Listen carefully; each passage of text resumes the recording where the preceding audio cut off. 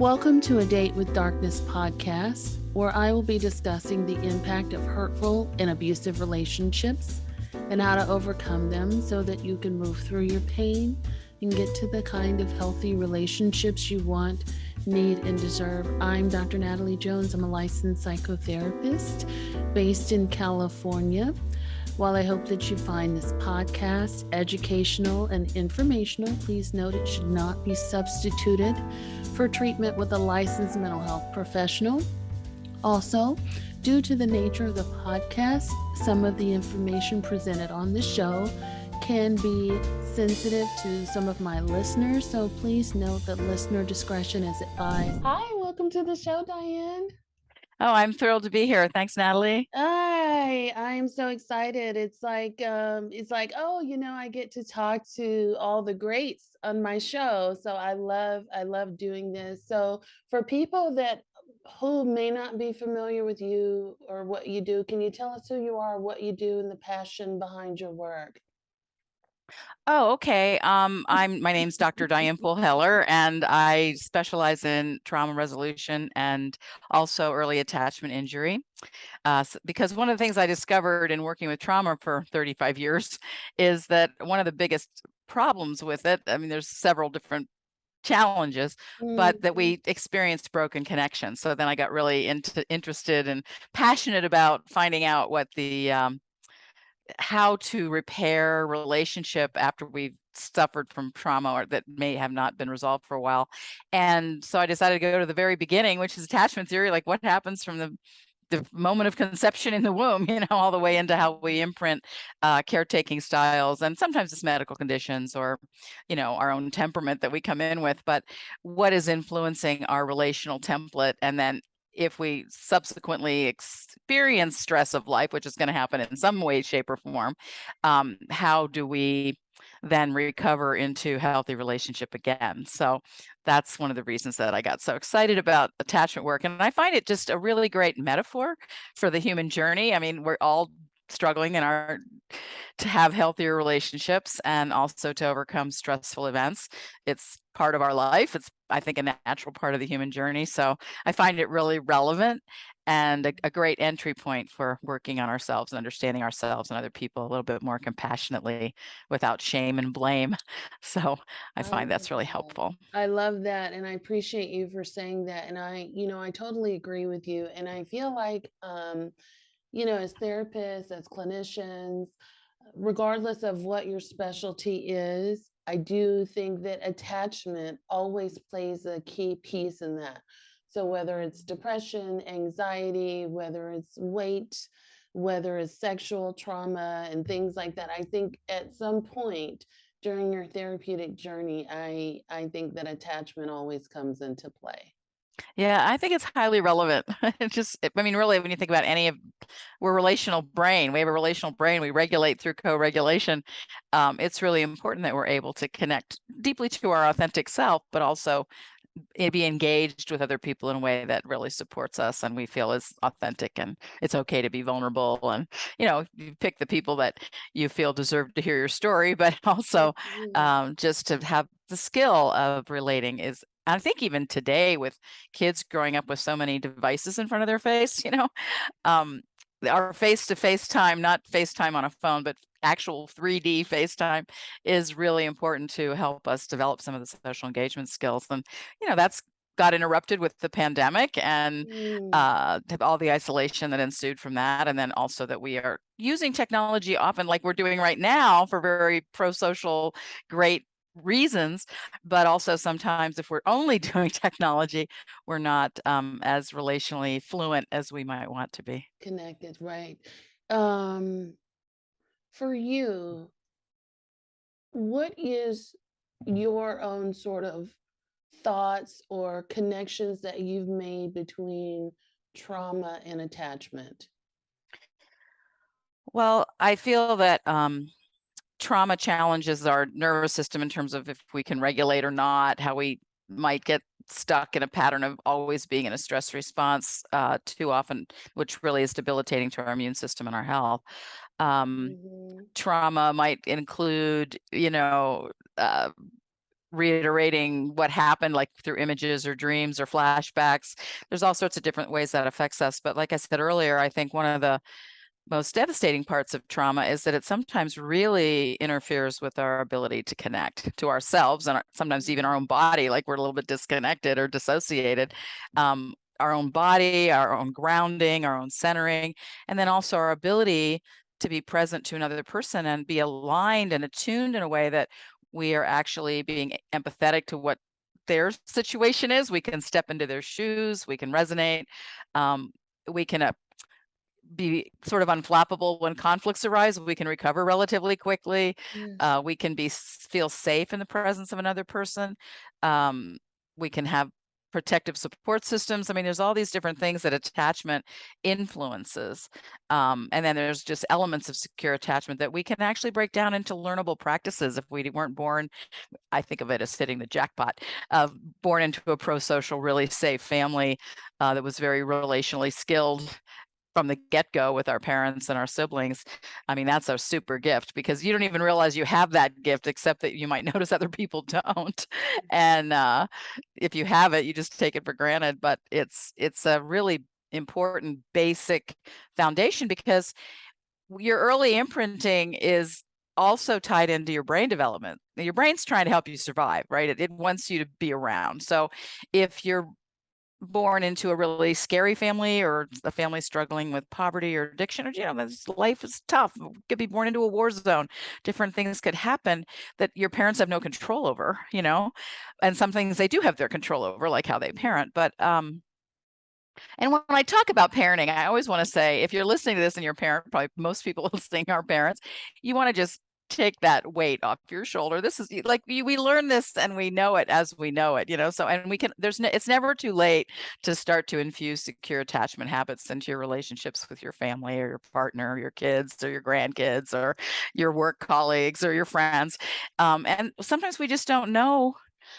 That's a funny thing about relationships. Everybody has this idea you should just know how to do it. I don't think that's true at all. And I think this should be taught in schools from kindergarten on up. I mean, it's just could be so helpful. So I got off on a left there a little bit, but I'm just trying to say that I think there's lots of ways we can learn, and we can learn as we are ready in little steps. There's lots of ways to move in a direction that helps us feel more connected and more supported and safer in our life. Absolutely. And I think the thing to understand, and I think also a great part of your work, is that relationships can be traumatic. Like the very earliest relationships can be traumatic in a number of Yes. ways. And that's really what happens with the brain development that I was starting to talk about earlier, is the parts of the brain that are hyper reactive to threat, the amygdala, the limbic brain, the reptilian brain, they're going to get really wired to be like on alert all the time because they're experiencing their environment as dangerous. So they're really going to amp up. Your brain's going to amp up and have more access to all the threat responses. So that's why it's a little easier to get habituated to a stress response or hyper alertness or easy startle response, with the tiny triggers, if you were raised in a somewhat dangerous situation or a really chaotic situation. And then you have that kind of basic training in your brain. If you hit the jackpot, like pro-social families, then the parts of the brain that are about empathy and attunement and the medial prefrontal cortex that's about social engagement, your facial expression where you're communicating emotional states and you're able to read other people's cues through your face. So we have very intricate technology in a sense in our face that gives us the ability to be empathetic and compassionate, and that's going to get really emphasized if you're in a pro-social family. That doesn't mean if you were born, because many of us were, and me included, born into a pretty challenging family circumstance, that's too bad and too bad for you. It's not at all like that, because we can learn to the skills because they're naturally to our biology. I really believe we're programmed inherently, biologically, for secure attachment. And then sometimes a lot of things get dumped on top of it that we need to peel off and heal from, but it's there, and our body knows how to do it, our brain knows how to do it, our nervous system knows how to do it. It's just that if you start out with sort of a traumatized situation that your brain is acclimatized to, it takes a little longer, a little more practice, because you just don't have that foundation of secure attachment. People that have a foundation of secure attachment, if they run into trauma later, which often, life brings us really challenging things a lot of the time, they usually can recover quickly, or sometimes they don't even get PTSD, because it mitigates against PTSD if you have a foundation in secure attachment. But you can also learn secure attachment, so you can have that anyway. You just have to go through the steps of learning it, where if you came by it naturally because your family was so pro-social, then you kind of have that built in.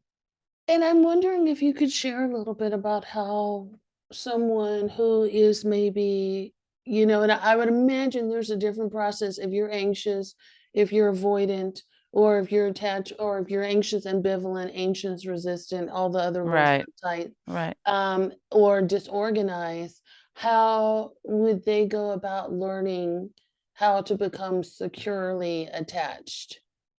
Well, I do have a book. I'm not trying to sell books, but I do have a book that outlines this much more than I'm Yeah, going to be able to do right now, just in case somebody absolutely. wants an extra resource.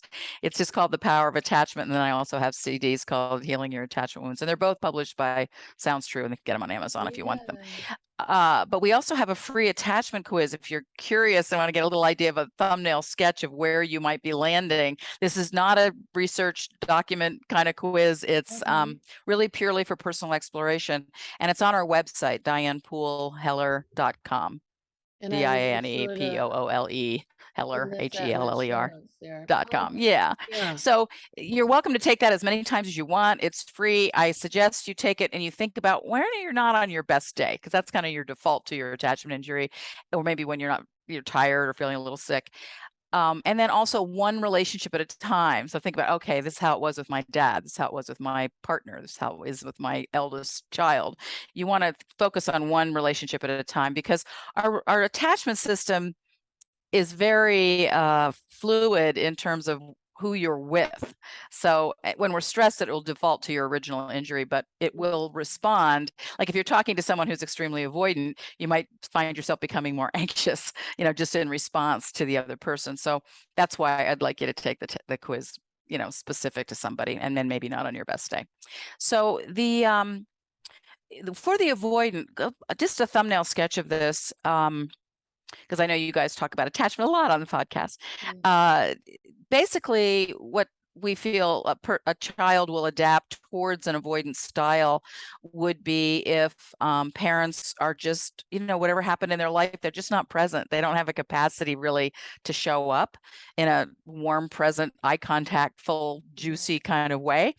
And so if you think about being a baby and you're reaching out for you're 100% dependent on this person, you're reaching out for mom or dad, and there's kind of this feeling no one's home, that's really terrifying for a little infant, right? That's not just like, oh, too bad. That's really terrifying, because you need that person and you need them to be there. The other way it can set up is if a parent is actively rejecting. So they're like looking at a child with anger or contempt or hatred even. Maybe they just have this reaction to the child for some reason. That's really debilitating and will cut the ability to connect for the avoidant. And then the other way avoidance shows up, interestingly enough, is if parents are present, but they're only present when they're teaching you something. Like, so they're really accessing the left brain. They're teaching you to read. They're teaching you to write. They're teaching you to ride a bike. They're teaching you to, I don't know, play golf or play chess or whatever, or your words or how to spell. But they aren't present emotionally. They're not attuned to what you're feeling, how you might feel sad with one of your friends rejected you at recess or whatever. So there's pretty much three ways avoidant can arise as an internal working model, an internal reference point for a person in terms of caregiving. Now, remember, this could also happen from medical procedures. Maybe there's birth trauma. Maybe your mom had to be in the hospital, or you were premature and you had to be in an incubator. There's different things that can impact that can take people to avoidant that have nothing to do with parenting. So I just want to mention that. And then in terms of healing it, was what you really asked. One of the things that's so important, because often when somebody has then felt isolated, like nobody else is there, they kind of feel like they have to do it themselves. And as an infant, you know, you really can't. It's kind of built on deficiency. There's a capacity for self-efficiency, self-efficacy, but then there's also underneath it this feeling that nobody's there for me. So often they deny their own needs, or they feel like they're the only person that can meet their own needs. So they never ask for help, which means they don't often have a support system. That is such an advantage in life to have people that are there for you. And then of course you can be for other people too. They often will feel like they just want to do things alone. They're into just, okay, I'm going to be on the computer. I'll just play games. I'm not really involved in things that involve other people, or it doesn't mean I don't have friends. And I want to really emphasize that people that tend towards avoidant, they want relationship just like everybody else does. It's just that their way to reacting to the threat and the difficulty of their particular situation was to turn the attachment system off, put the brakes on it, just to sort of disengage from the cues to connect, because their early experiences where it didn't work, that was really painful. So what you need to know if your partner's that way, or you're struggling with that a little bit, I think I have a little bit of all three of them. So I'm balanced. I have a little access to all of them. Is if your partner or your child you feel is tending towards avoidant, one thing you want to do is give them time to adjust when they're coming up from, like if you're inviting them to go to the movie or their favorite restaurant or something, they need time to go from their deep aloneness into connection. So a lot of times when you invite them, if you don't give them time to transition, they'll act really annoyed, like, why are you bothering me? And you're just trying to give them something, so it's confusing, causes arguments that aren't necessary. And if you just say something like, hey, sweetie, I want to have some time with you. How much time do you need to surface? I'd really like to go to the 4:00 movie. That gives us an hour. Is that enough time? You give them time to transition. Usually that works really, really well. Good. So just little tips, there's little things like that. And then if you happen to be avoidant yourself, the other thing you might notice, or you might notice about avoidant partner, is that emotional states are a little challenging, your own and being around other people that are having emotional reactions. Like maybe your partner lost their parent or their pet or something and they're in grief. You might have this feeling like, I got to get out of here. This is uncomfortable. And if my partner's having that reaction and I'm kind of attuned and I'm not taking it personally, because if you understand attachment, one of the gifts of it is you stop taking a lot of things personally. You realize a lot of this happened a long time ago and doesn't have so much to do with your current relationship. So if I had an avoidant partner and I was really upset about something, and I have every right to be really upset about it or grieving or whatever, I might say, honey, I can see that you're sort of your eyes are glazing over. I can see that you're just getting really uncomfortable. How about this? How about you go walk the dog for 30 minutes and then come back and kind of get yourself centered and everything. When you come back, I do really need you to be here for me emotionally. I really, can you do that? Can you lean in? And you give your partner a break instead of going, you're never here. You're not paying attention. You're not listening to me. It's a very different kind of communication if you really understand and take into account your own attachment system and the other person. Now, if I'm the person reacting to emotions, I might say, hey, sweetie, I really want to be, I get it. You lost your mom, your grandmother, it had this really big disappointment. I really want to be here for you, but you know what? I'm getting really overwhelmed. Would you be okay if I took a 15-minute walk the dog? I'll be back and I will be here. So you can communicate it in a way that's really supportive to both people. Does that help? It does help. I think, and those sound very reasonable and logical, like those explanations. But I know that a lot of times with avoidance or with ambivalence, communication is often the hardest part. Communication and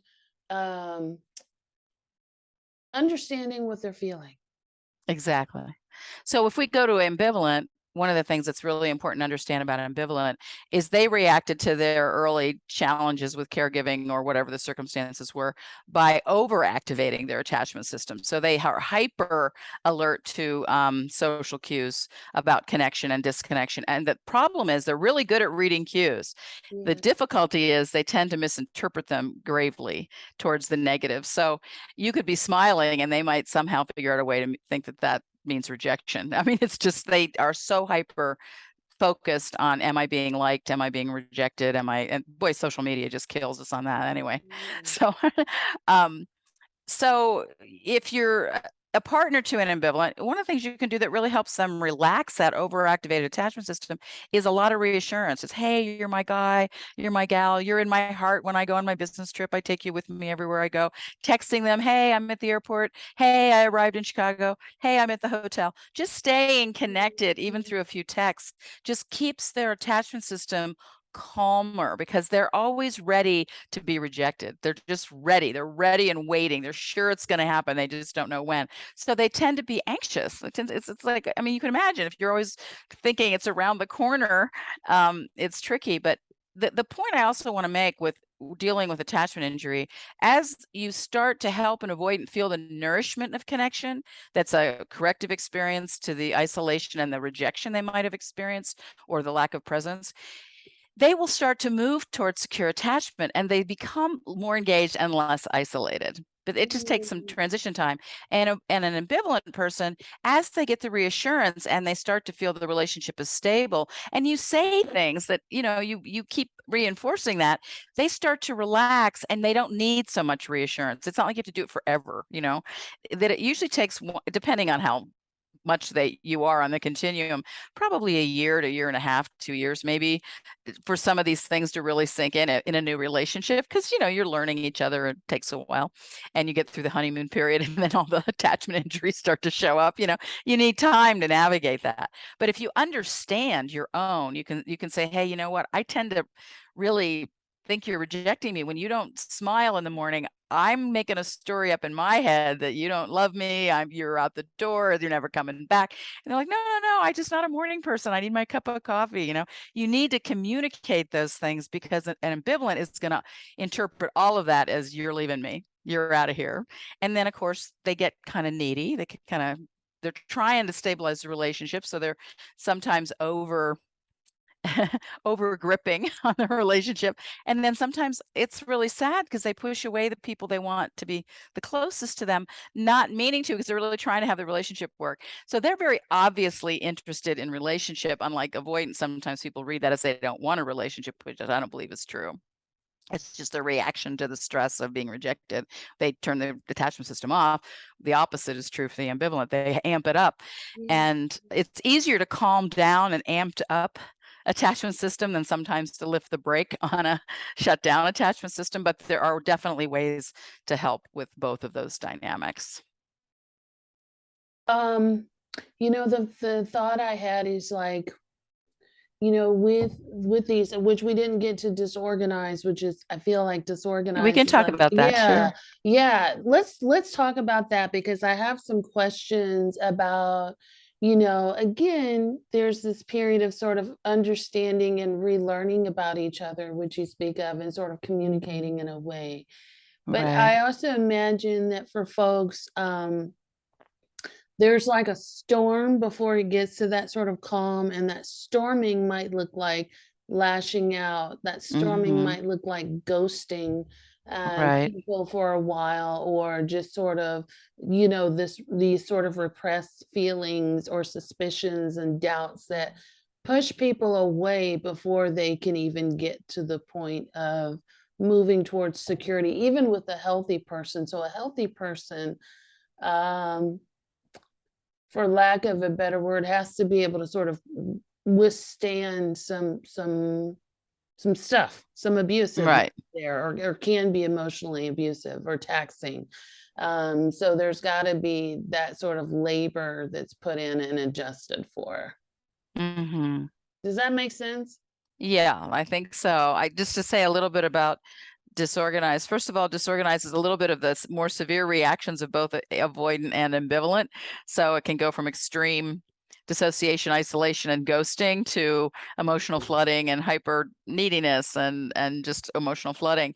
So, or you can have your system wired where when you go into the disorganized usually happens when there's been trauma, like abuse, sexual, emotional, physical. It can also be happen when there's too much chaos, or too much, like I think sometimes too much uncertainty, too much chaos when there's custody battles, or kids just get in the middle of all that, and sometimes it's really, really challenging.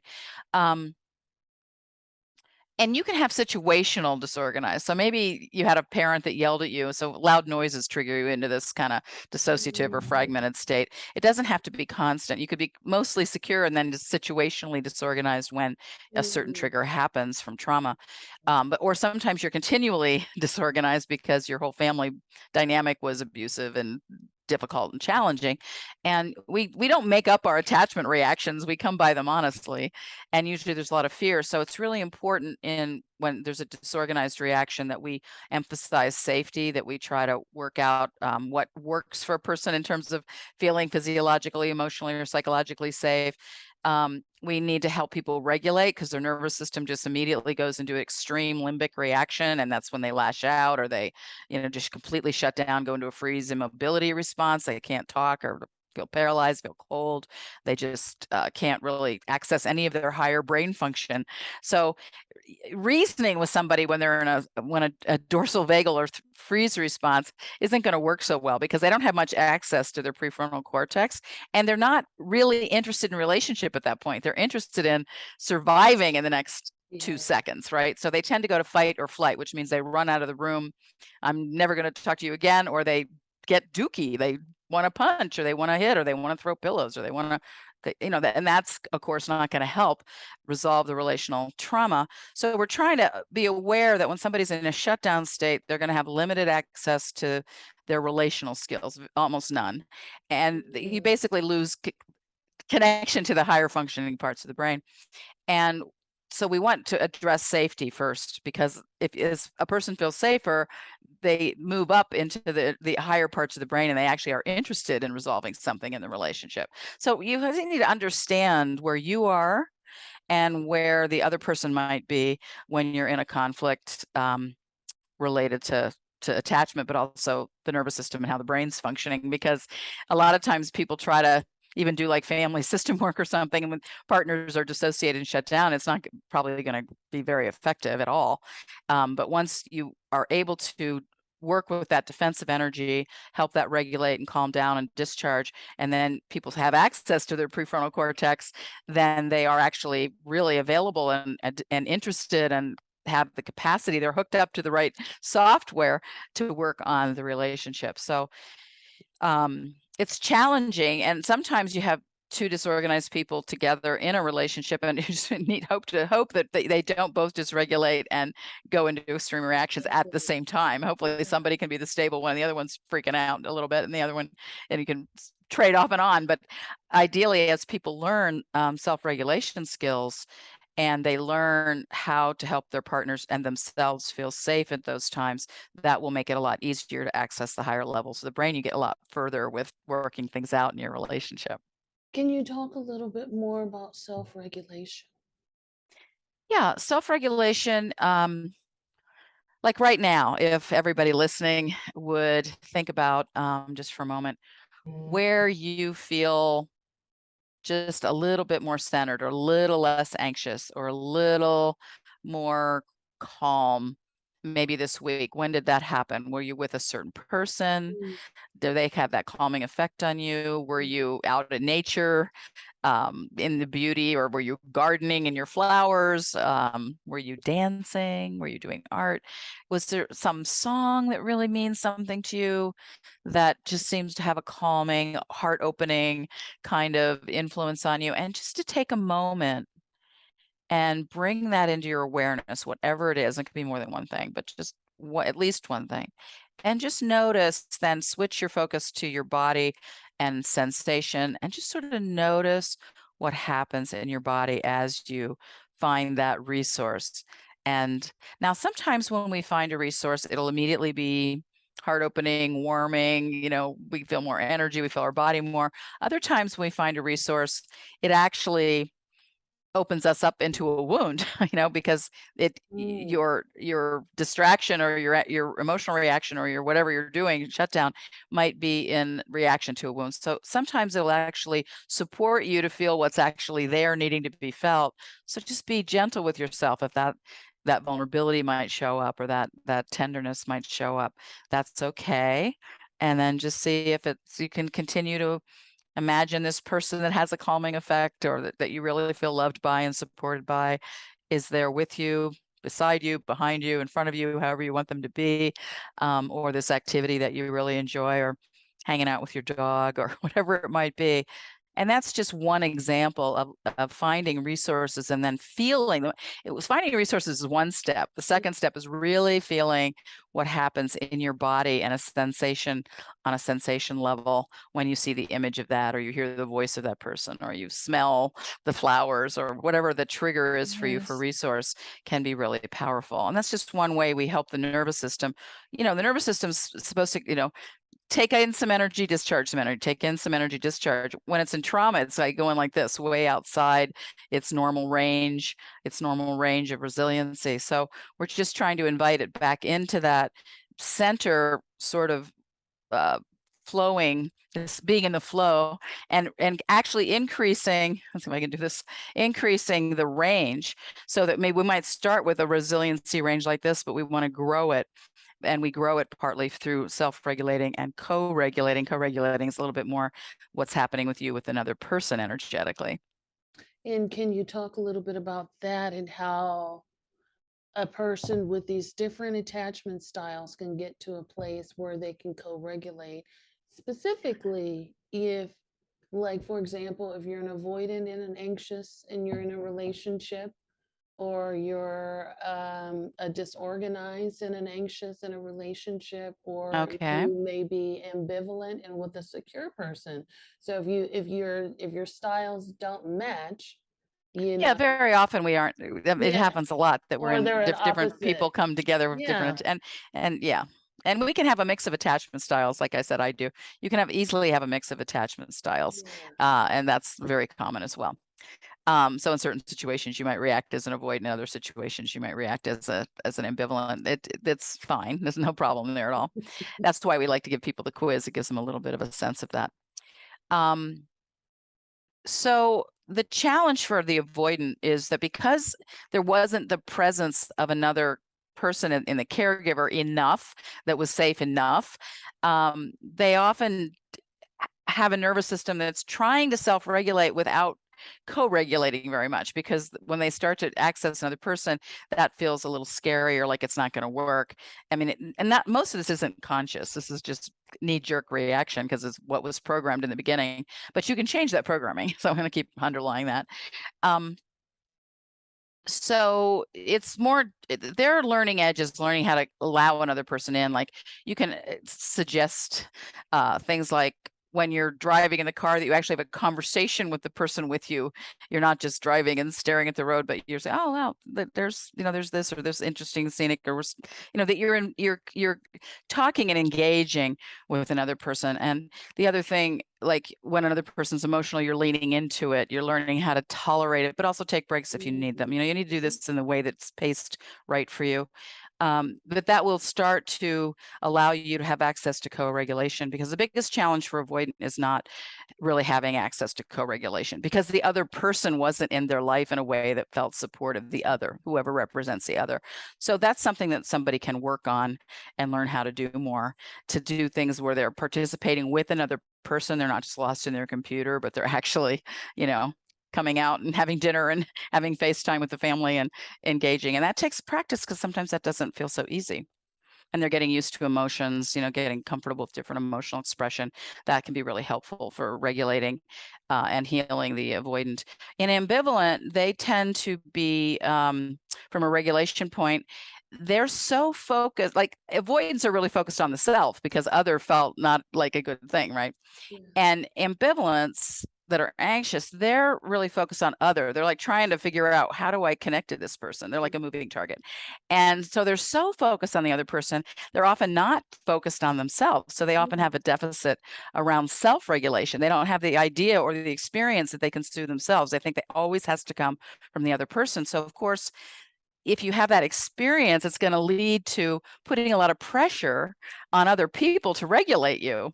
like externally, not external to yourself. So it's important that we learn when we're in our ambivalent space, we learn how to self-soothe. And that little exercise I did earlier is with self-soothing, and just to see if we can start to learn how to start to regulate. You can do vagal toning that helps you get the prefrontal cortex. It also is regulatory just by certain, like humming and singing helps you vagal tone to go to the prefrontal cortex.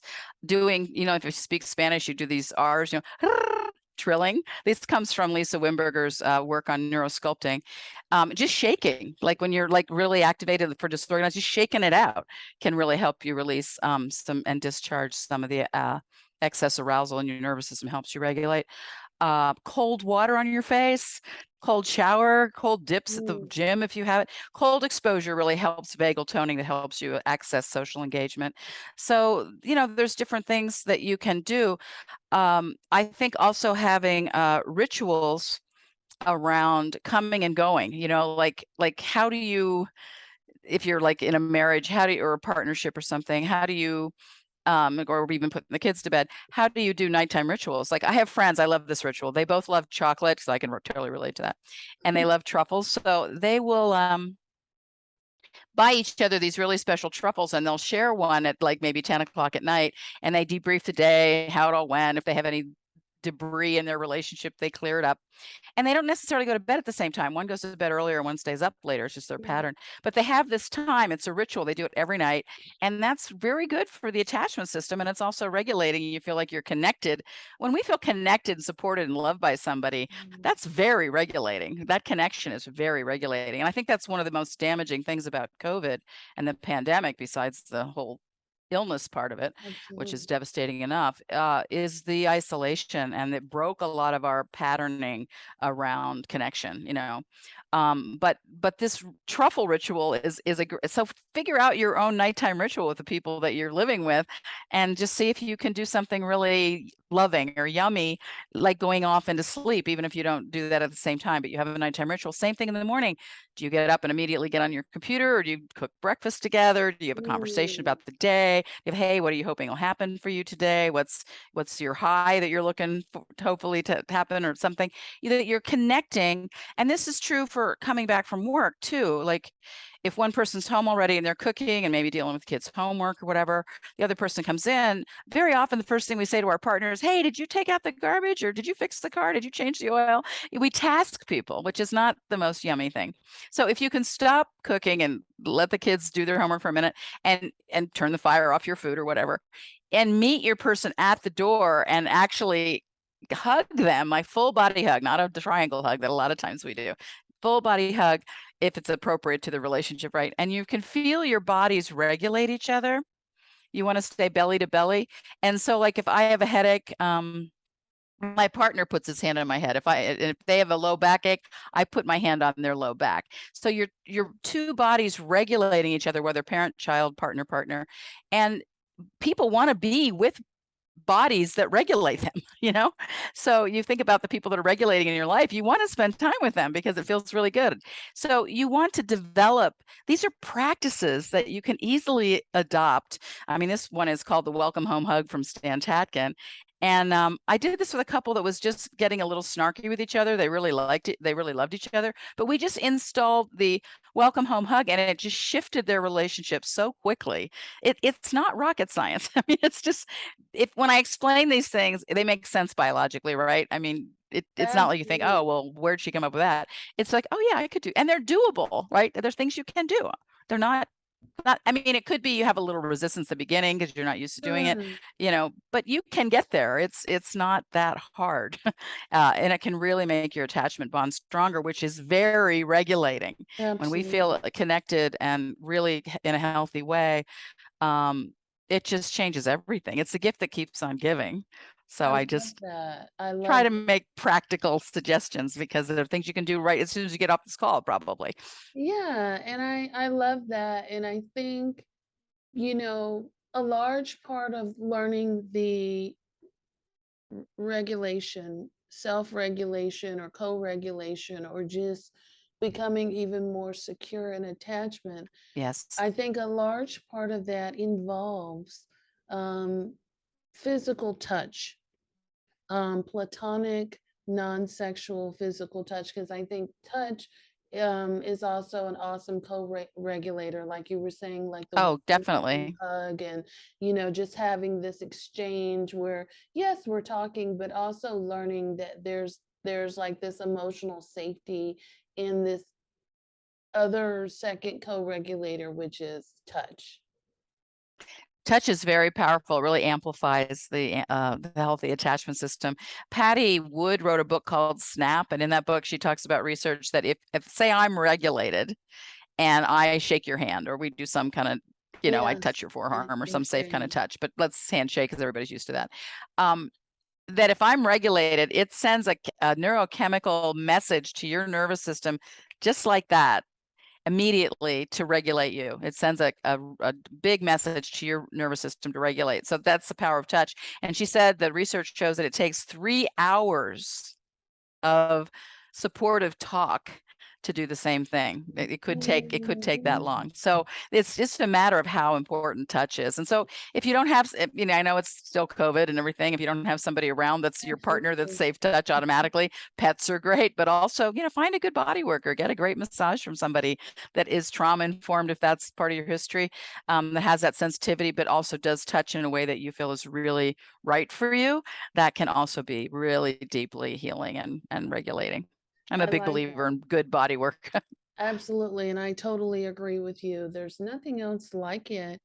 Um, what if there's someone listening to you and maybe they're cognizant that they have some pretty significant trauma wounds or attachment issues, Mm-hmm. but they don't want to necessarily go to a therapist or someone to help them with that? Well, I think there's a lot of good books that give some good information on attachment. I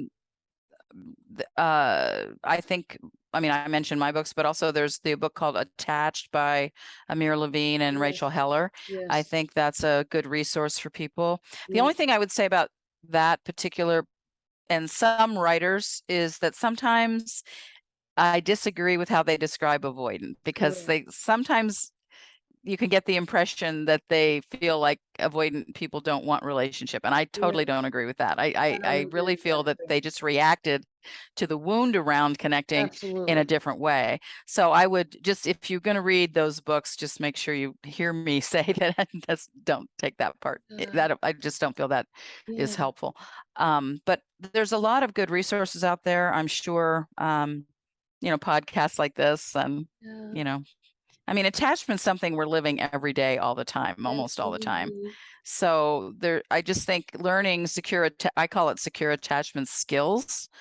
Like I said, the comings and goings, the welcome home hug ritual, certainly repairing when somebody, you step on somebody's toes and you're attuned enough to realize, I kind of said that abruptly, or, oh, I just hurt that person's feelings, that you just acknowledge it as soon as you can manage it. Sometimes we can't do it immediately, but you say, you know what, I think when I was trying to get you ready for school this morning, you were late and you were messing around with breakfast, and the school bus was out there and I was going to shove you out the door, just say, we just need to get up 15 minutes early so we're not so stressed getting you off, and I want to get you off in a, really nice way in the morning. You're repairing, you're paying attention to the relational dynamics and attending to them.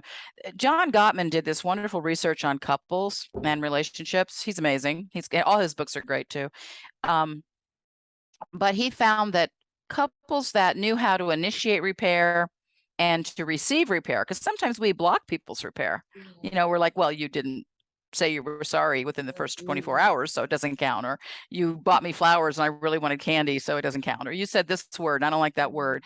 We make it hard. And, if you can just give your partner or your kids a break, just like, okay, I get the intention to repair. Let's think about how we would do it differently next time, and, repair it. And then, of course, you don't want to keep doing the same mistake, because if you say, okay, I won't do that again, you do it again a lot, then that's going to not help for the repair. But couples and in relationships that people learn to initiate and receive repair, they have 85%. That's a lot more chance of sustainable well-being in their relationship.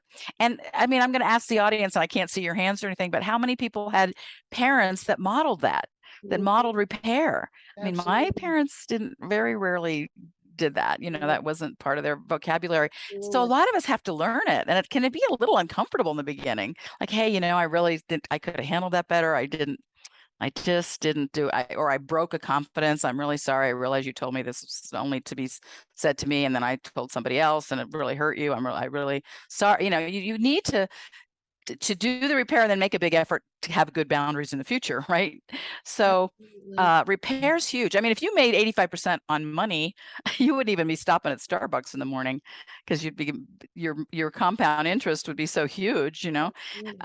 So think about that when you're feeling hesitant about repair. Think I get 85% return. And that's really, even if the person doesn't receive your repair, you still did the maturation process of growing yourself up to be able to do it, and developed a skill that you can take forward into your life. So don't worry about it. I mean, you do your part.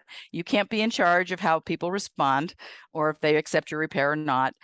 Just let that part go, but just really practice keeping your own relationship world as clean as you can, you know, and what you're ready for. But that could be something you could challenge yourself to after the call today too. You could just say, I have a little residue in this relationship, or there's something that needs a little attention here. I think I could address it, and just see what happens in you, and perhaps even in the relationship. One of the things, and I'm glad that you I'm glad that you brought up parental modeling, because that's actually part of my next question for you, in that, you know, if you're a person that has attachment trauma and you're working on all these wonderful things like regulation and co-regulation, but you still have a relationship with the parent or caregiver that was very traumatic for you, and it still continues to be traumatic. Do you think that that will block or hinder any sort of progress that we make in other areas? I think anytime you're working on yourself, you're going to have good results in a lot of areas usually. But when we've had a caregiver that's been really challenging, sometimes as we heal our own attachment injury, even caused by that person, we can relate to them differently. And over time, sometimes their behavior shifts, or even if it doesn't, it's not injuring us over and over again. You know, we have more resiliency around it. You know, whoever has the most secure attachment in the room is going to have a lot of good influence on people around them, whether the other people are able to respond to it or not. Because every time they're maybe attacking, you're not responding by counterattacking. You're just saying, I can see your feelings are hurt about something, but you know, tell me what's really going on. I'm getting this complaint, but I'm wondering what's behind it. Like, where's this complaint coming from? Or, you know, there's different ways you can react that don't keep hurting you, and also don't keep fueling the negativity of the relationship. And that's advanced level work.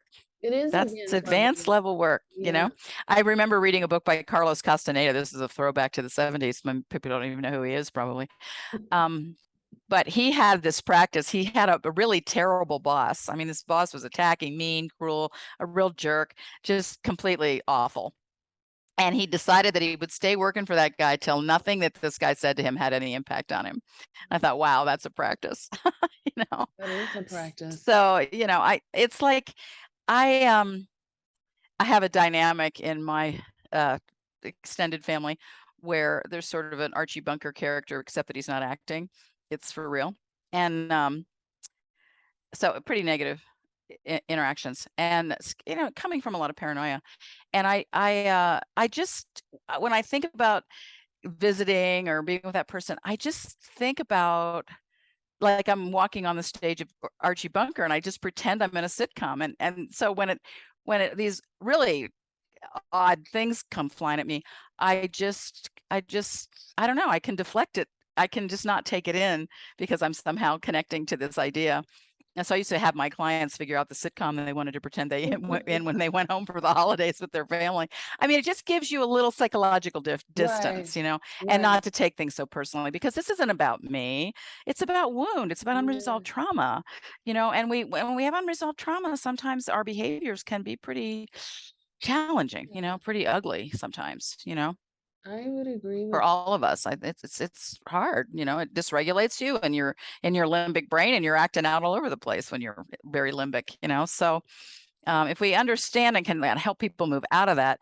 We aren't people's therapists, though. I mean, everybody kind of has their own homework. So I think there's a lot you can do inside therapy and a lot you can do outside therapy, because you're really working with the human journey.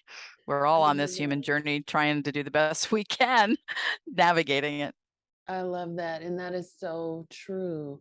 Um, and I guess the part that I'm curious about is if these people are able to kind of do that, but they still get super triggered, because anytime you go into an environment that's Well, unhealthy.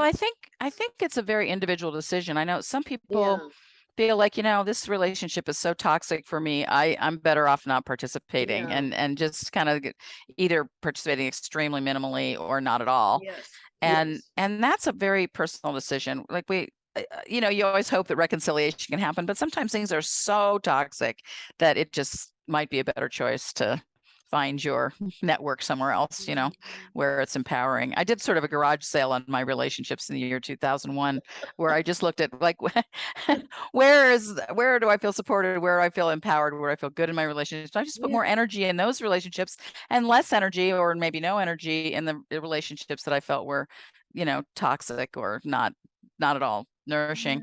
And yes, it's sort of you have a right to be in relationships that are supportive to you. And then I think as we all do our own healing, we're able to be uh, a sort of stable, and you're manifesting secure reactions to yes, situations around you. And I think that's a great gift. I think if the whole world kind of took it seriously for a year or yeah, two, we'd live in I mean, think about world leaders and corporate leaders and everybody just kind of going on educating people in school. If we could do this, it's not that difficult, really. It could be done. I'm still holding out for a relationship revolution, but I think this could be really powerful. And if we can do our own ourself, and then we can sort of impact mhm, people around us, and it's a wave that keeps on growing.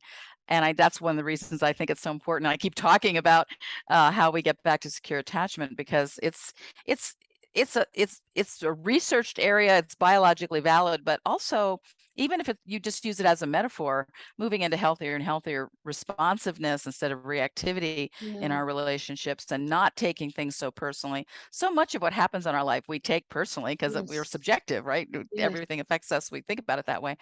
But so much of it isn't personal.